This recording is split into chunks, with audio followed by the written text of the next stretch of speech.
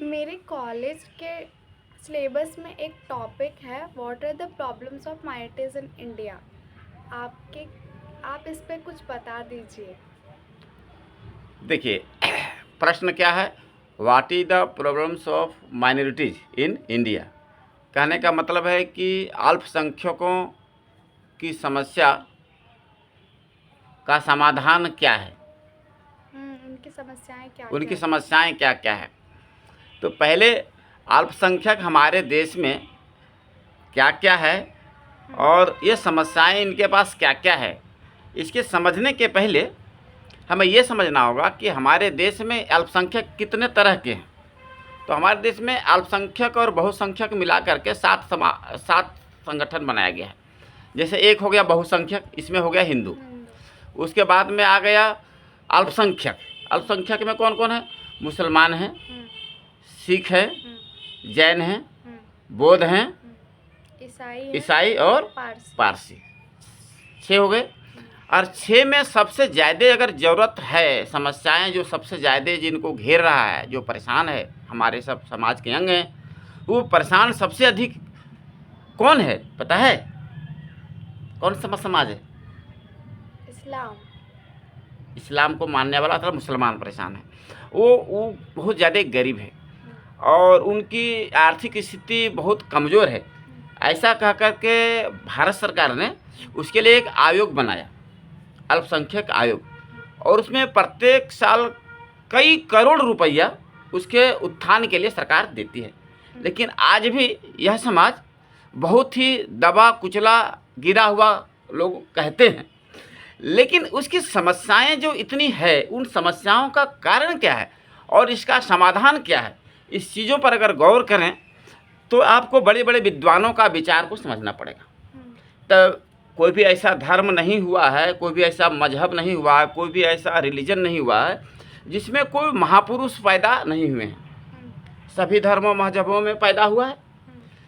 तो इसमें अब कुछ विद्वानों जो इस्लाम को मानने वाला विद्वान हैं, वे विद्वानों का कहना है, इसमें से देखिए आरिफ मोहम्मद खान, ये केरल के पूर्व राज्यपाल रहे हैं, वो इस्लाम के बहुत बड़े जानकार हैं। उनका कहना है कि मुसलमानों का समस्याएं जितनी है, उन समस्या का समाधान आपको तब समझ में आएगा जब आप इनके कारण को समझ सकें।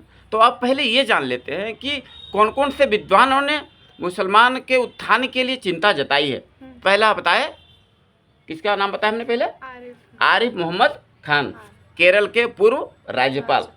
दूसरा लिखिए advocate Subhi Khan. Advocate Subhi Khan supreme court के एडवोकेट हैं।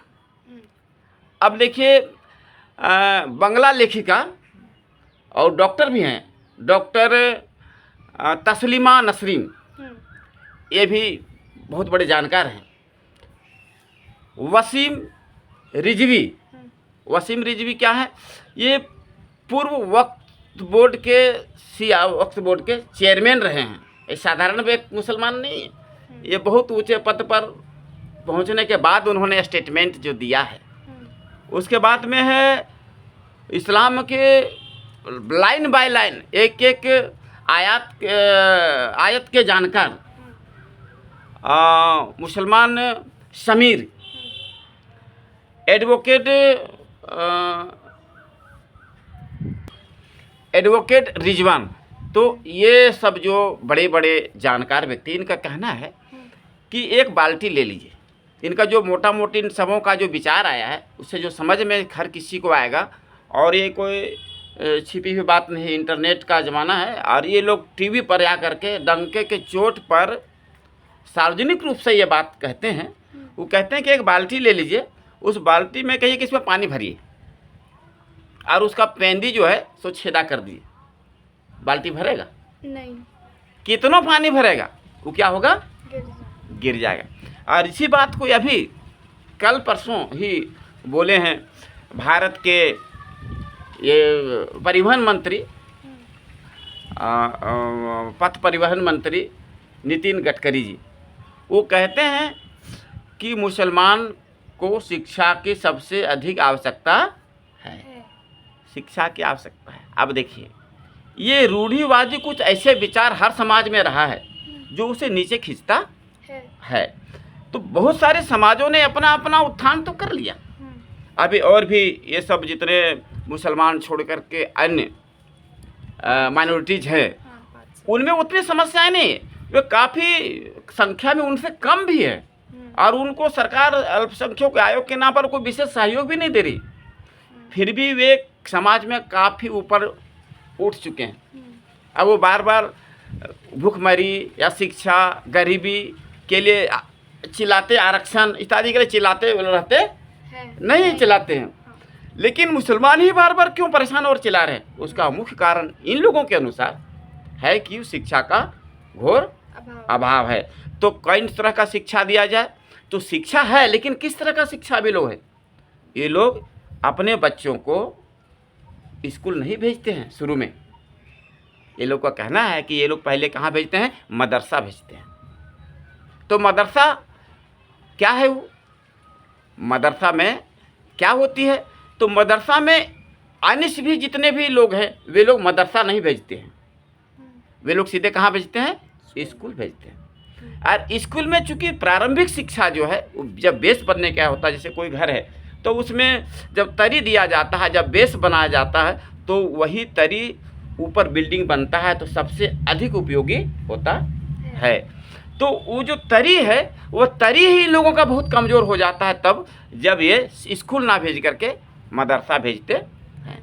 और मदरसा एक दो हर ऐसी बात नहीं, आंकड़ा बताता है कि 2018-19 हाँ 2018-19 का क्या आंकड़ा बताता है एक बार? 24,000 लगभग संख्या, 24,000 मदरसों की संख्या है, एक दो नहीं है। और वर्तमान में ये संख्या रुकी भी नहीं, घट नहीं रही, बढ़ करके 1 लाख के लगभग चला गया है। अब बताइए, स्कूल की संख्या बढ़ जाता तो लोगों को समझ में आता। मदरसों की संख्या बार बार बढ़ने जाने से सभी इनके बुद्धिजीवी वर्ग काफ़ी चिंतित थे, लेकिन रूढ़िवादिता इस कदर हावी हो गया है। जिस तरह से एक ज़माने में हिंदू समाज में रूढ़िवादी इतना था कि सती प्रथा था, राजा राम मोहन राय ने आगे आकर के इसको क्या किया? रोका कि नहीं, अगर पति मर जाए तो पत्नी को जबरदस्ती जलते हुए चिता में नहीं डाला जाएगा, ये गलत है, ये नहीं होना चाहिए। तो शुरू में तो विरोध तो हर किसी का होता, हुआ उसका भी, लेकिन अंततः समाज ने उसे समझा और एक देखिए अभी वैसा आपको करता है क्या? नहीं करता। इसी तरह से हर समाज में कुछ न कुछ बीच में आ जाता है जिसका हमेशा साबुन की तरह साफ़ करना, कपड़े में गंदगी होता है तो साफ़ करते हैं कि नहीं करते? उसी तरह से समाज में जो कुछ बुराई आ जाए, जो कुछ रूढ़िवादिता गहरा हो जाए या फिर बहुत परंपरा से चली आ रही है जो वर्तमान समाज के लिए अब उपयोगी नहीं रह गया है, चूँकि लेटेस्ट ज़माना है, हर कोई कंपटीशन में उतरना चाहता है और जो कंपटीशन में आगे बढ़ता है वही व्यक्ति डॉक्टर, इंजीनियर, प्रोफेसर बन सकता है। अब तो कंपटीशन का ज़माना है, अब ऐसे थोड़े चलेगा। अब कोई व्यक्ति अगर आरक्षण से डॉक्टर बन गया तो बन गए, तो मान लीजिए अब कोई व्यक्ति दिखाने का जाने का रहेगा तो वहाँ कोई जाति थोड़ा ही देखता है कि फलाना जाति का से दिखाएंगे। वो तो चाहता है कि हम अपने पेशेंट को, अपने घर वाले लोगों को उस डॉक्टर के पास ले जाएं जो सबसे योग्य है। तो वो किसी भी जाति से, किसी धर्म से लोग ऐसा देखता है क्या? डॉक्टर तो सब क्वालिटी वाला देखते हैं, प्रोफेसर, प्रिंसिपल, हर जगह तो दिखा जा रहा है कि नहीं क्वालिटी चाहिए। तो नितिन गडकरी साहब ने भी चिंता जताई है। और मुसलमान जो हैं वो माइनॉरिटीज तो ज़रूर हैं, लेकिन इन्हें शिक्षा की आवश्यकता है। किस तरह की शिक्षा की आवश्यकता? लेटेस्ट जो दुनिया में शिक्षा दी रही, तो इस हिसाब से विद्वानों के अनुसार इनको मदरसा को बंद कर देना चाहिए। टेक्निकल स्टडी है ना, इसे क्यों बंद नहीं करना चाहिए? क्योंकि उस रास्ते पर चल करके जब हमारा समाज का उत्थान नहीं हो रहा है इतने मदद होने के बाद, तो हमें पुनर्विचार करना चाहिए कि नहीं करना चाहिए? अगर बार बार हम परीक्षा दे रहे हैं और परीक्षा में हम फेल हो जा रहे हैं तो विद्यार्थी को चाहिए कि अध्ययन का कुछ दूसरे भी कुछ लिया जाए, ऐसा टेक्निक कि जिससे हम उसका कंपटीशन में हम आगे जा सकें। और ये पूरी दुनिया में चारों ओर अपना व्यक्तिगत विकास, अपने पारिवारिक विकास और अपने समाज के विकास के लिए निरंतर प्रयास करते रहा है और करते रहना चाहिए। और जो समाज नहीं प्रयास करेगा वो रसातल में भी जाएगा और समाज के नज़रों में वह गिरा दबा कुचला ही समझा जाएगा। समझ में आ गया? कोई दिक्कत नहीं।